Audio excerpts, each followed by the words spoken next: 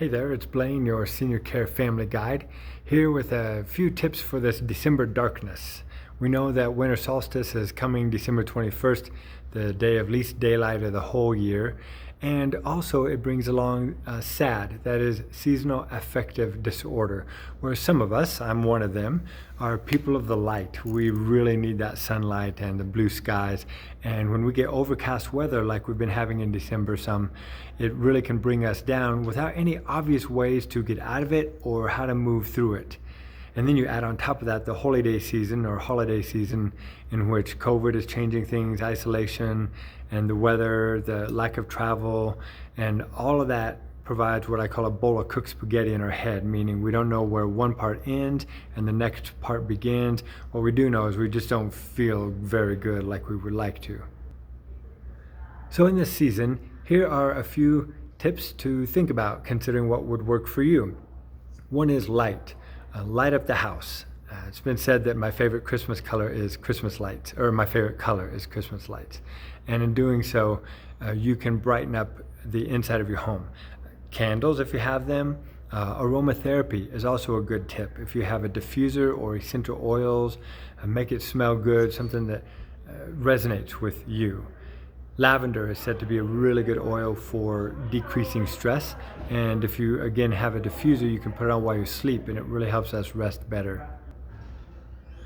Focusing on what we can control in the midst of many things that we cannot control. For example, I mailed a bunch of Christmas presents or packages to a different family. Well, it's not likely they're going to get there by Christmas. I can't control that. But what I can control is shifting my thinking about how Christmas is. For example, I'm calling it a progressive Christmas now. Instead of having one birthday day, I like to have birthday week, where you have cake one day, presents, you'll hear from somebody or get a card from somebody a different day. Well, why couldn't Christmas be the same way? In that we'll video call with somebody one time, we'll eat a Christmas feast another time, we'll open some presents another time when they arrive. And so we're making it more of a Christmas progression than expecting one day to fulfill all of our needs. So stretch out the time, decreases the stress, and increases the positive things that you get to look forward to. Getting outdoors when it's light. Dress up, go for a walk in the park or a hike near the river or something like that. To be able to get outside and actually do some physical action will really help the mental health and your stress level also. And the final tip is to provide something meaningful in this holiday season.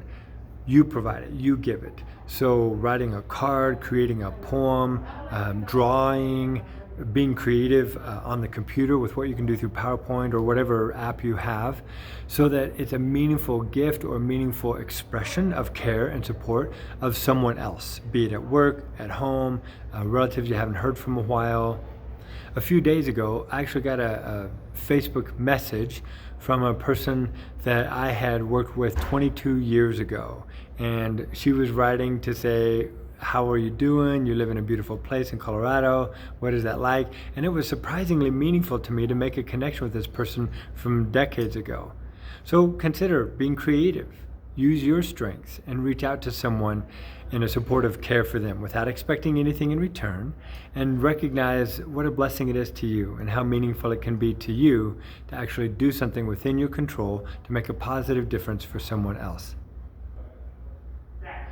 Rest is really important in these darker days of December. Rest includes going to bed better with the night rather than staying up as late as you always do, including in the summer when you're a lot more active. Go to sleep a little bit earlier or wake up a little bit later if it doesn't impede your work schedule and your life schedule, so that you're moving with the season. And getting enough rest is crucial. Getting enough water, drinking enough hydrating fluids is very crucial this time of year as well. Even though it's not hot out and we don't drink cold water as much, keep drinking as much water or electrolytes as possible, and that'll help you feel better and have better stamina through your days of December as well. Again, I'm Blaine Scott, your stress management guide. You can connect with me at libertylifecoaching.org or text or call at 970-216-4433. Keep turning your personal obstacles into positive opportunities, and I'll bring more tips soon.